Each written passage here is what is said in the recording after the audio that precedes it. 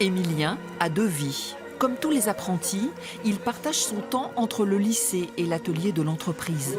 À Morteau, 14 semaines par an, on lui enseigne les maths ou l'histoire de l'art pour préparer en 2 ans un brevet des métiers d'art en horlogerie.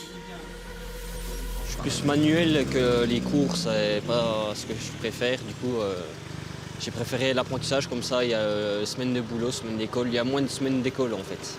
Après un CAP de carrosserie qui l'a définitivement convaincu qu'il avait fait fausse route, Émilien a rejoint l'atelier d'horlogerie des Montres-Herbelin qui accueille régulièrement des apprentis. J'ai l'impression d'entrer dans le monde adulte. C'est totalement différent que le monde adolescent. Depuis quelques mois, Émilien est au service après-vente de l'entreprise. L'atelier le plus exigeant sans doute. Celui justement dirigé par son maître d'apprentissage, qui se trouve être aussi son père. Démonter, laver, qui a remonté. Du moment qu'il franchit la porte du SAV, après ça reste une personne comme les autres. Il ne faut pas faire de différence vis-à-vis de moi, vis-à-vis d'autres personnels. Un apprenti qui par définition est là pour se former. D'abord aux calibres les plus simples, puis aux mouvements mécaniques plus sophistiqués qu'il devra connaître pour obtenir son diplôme. Une formation au long cours. Je suis en train de travailler sur un mouvement mécanique, 28-24. Je suis en train de poser la mise à l'heure. On laisse le temps pour le temps. Si j'ai besoin de 2 heures pour apprendre à faire ça, je prendrai 2 heures. Si j'ai pas de pression, il n'y a pas de pression.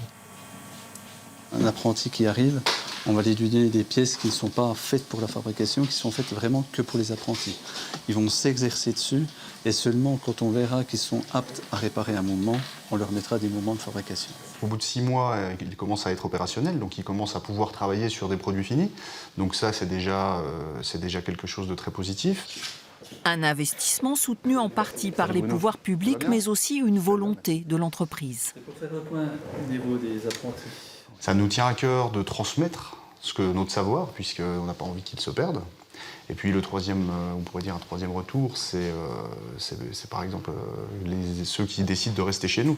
Un pari sur l'avenir pas toujours récompensé, car 70% des apprentis formés en France passent la frontière à l'issue de leur formation. Émilien, lui, est moins catégorique et espère intégrer l'entreprise. J'ai 20 ans maintenant, l'école, ça n'a jamais été trop mon truc. Du coup, travailler, c'est mieux. Et cette fois, il ne doute plus, il sera horloger. Après son changement d'orientation, c'est une nouvelle fois l'apprentissage qui lui aura permis d'être sûr de son choix.